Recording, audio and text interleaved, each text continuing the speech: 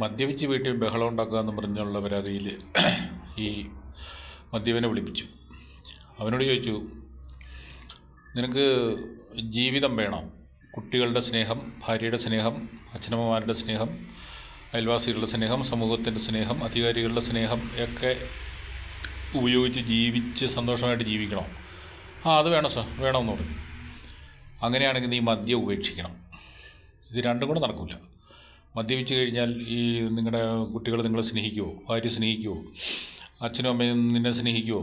അയൽവക്കക്കാർ സ്നേഹിക്കുമോ? അധികാരികൾ സ്നേഹിക്കുമോ? സമൂഹം സ്നേഹിക്കുമോ? ആരും സ്നേഹിക്കില്ല. അവരെല്ലാം നമ്മളെ അകറ്റാനേ ശ്രമിക്കുള്ളൂ. ഒരു മദ്യപനെ എപ്പോഴും നമ്മുടെ സുഹൃത്ത് വലയത്തിൽ നിന്ന് അകറ്റാനാണ് മദ്യപരല്ലാത്ത ആൾക്കാർ ശ്രമിക്കുകയുള്ളൂ, സമൂഹം ശ്രമിക്കുകയുള്ളൂ.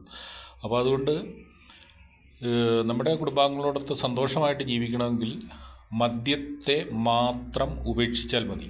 അതവനെ പറഞ്ഞ് ബോധ്യപ്പെടുത്തിയപ്പോഴേക്കും അവന് കാര്യം മനസ്സിലായി.